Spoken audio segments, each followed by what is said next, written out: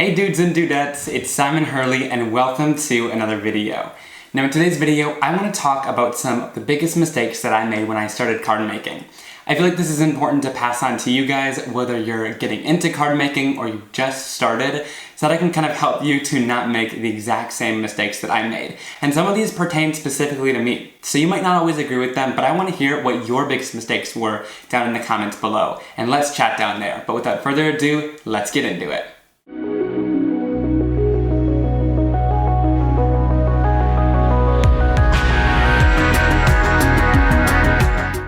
My number one biggest mistake was not looking into things before I bought them and not really investing in the best tools at the beginning, which caused me to spend a lot more money because I had to buy several of the same thing in order to find the one that I really liked. So I would definitely do your research and see what's going to suit you best when you're buying your tools. For me, I went to the craft store and found some trimmers that were on sale. First, I bought this one, which wasn't really long enough for card making. And then I bought this one, which I noticed was long enough and wide enough. However, this blade sometimes gets dull, and I found myself having to invest in a lot of blades over and over and over. Now, this might be a great tool if you have kids and you want to make sure there's no blades around or anything like that that are dangerous. So this might be a great cutter for you, but I found it wasn't working amazing for me. I decided to invest in the Holtz and Tonic trimmer, and I've absolutely loved this one and haven't looked back. I've had it for several years and it's held up a long time, and I haven't had to put any more money into it. But I've stuck with this one for a couple of years and have absolutely loved it. But what's really nice about this is that you can cut an 8.5 by 11 sheet of cardstock or a 12 by 12 sheet. It also has an arm that can attach. It's underneath here, and all you have to do is pull this piece out, and then you can attach it right onto the side here and get extra measurements if you would like to. But I like that it goes out to 6 inches because that's usually all I need for card making. So what I really like about the trimmer is the Guillotine blade. It really makes it super easy to cut your cards. So I'm going to line it up at my little tape mark there, which is 4 1/4.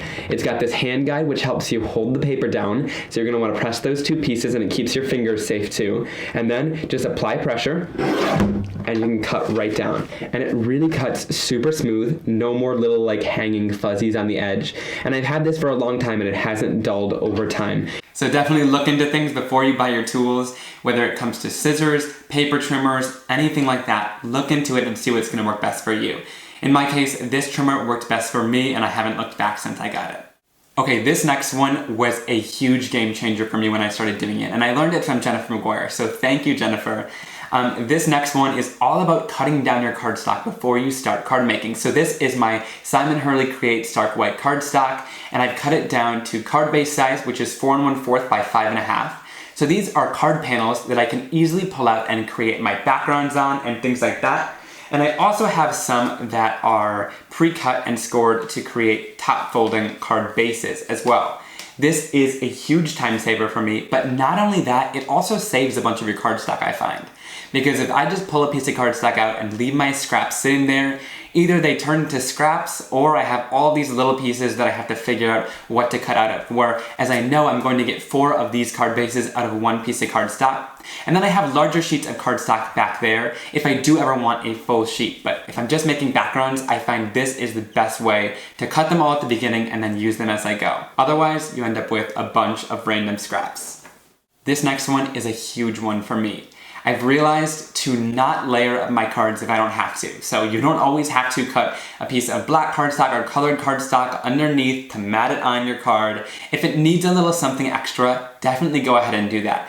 But there's something to be said about simplicity and white space, especially in my card making style, where I throw so much color at the cardstock. Sometimes it's best to just stick with a white card base.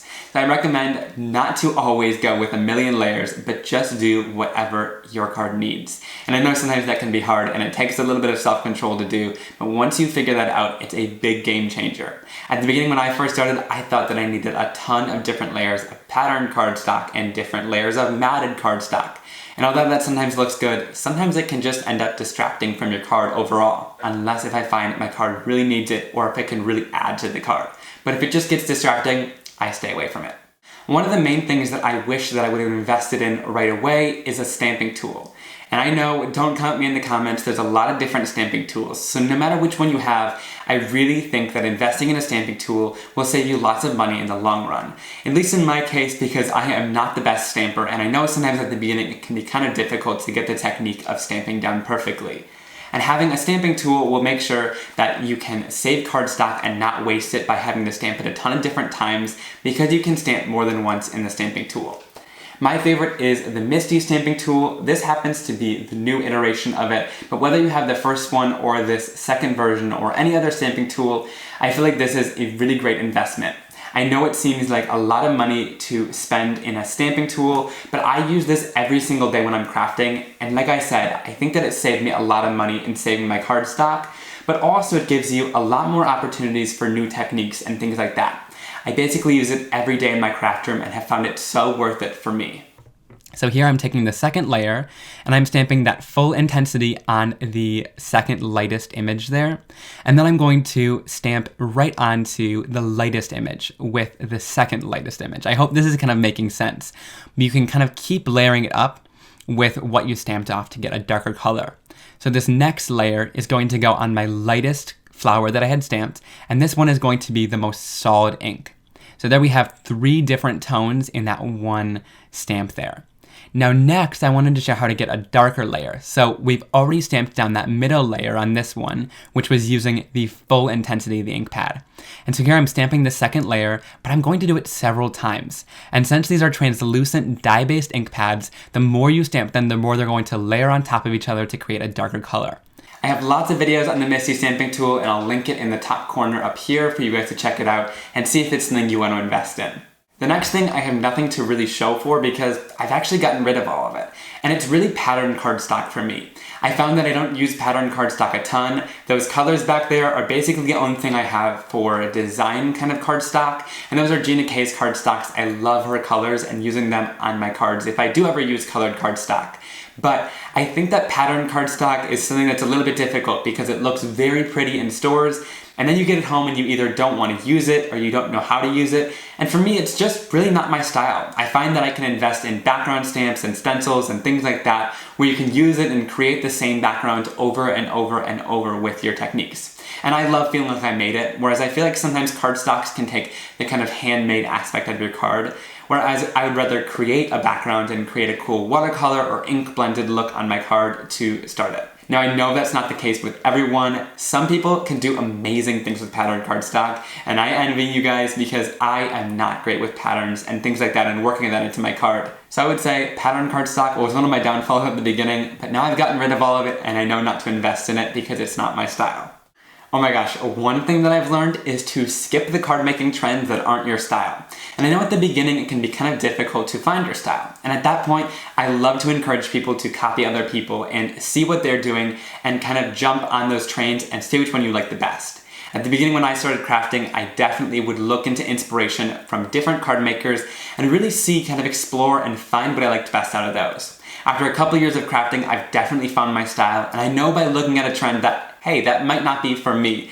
And no matter how enticing a product is, I'd recommend not purchasing it because if you know that it's not your style when you buy it, but you think, hey, maybe I could use it, it might just end up sitting on your shelf. And so for me, I've just decided that I'm going to skip the trends that I don't love. It's always great and fun to try a new trend. I've recently done the slimline card making trend, and in that video, which I'll link up in this corner, I showed how to use your products already and not have to go out and buy a bunch of slimline products. But of course, if I love that trend, I can go out and buy some products for those slimline cards. So that's what I encourage. Try out a new trend, see if you like it, and then purchase products for it. But if you know you're not going to love it and it's not your style, I'd stay away from it and just keep on crafting. Alright guys, those were my biggest card making mistakes that I made when I first started.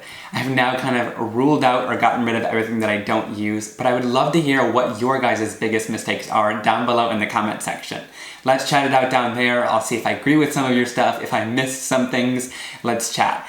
Be sure to give this video a big thumbs up if you enjoyed it. Be sure to click that subscribe button so you never miss another card making and crafting video like this one from me. And I'll see you guys very, very soon. I hope you have a wonderful day. Bye!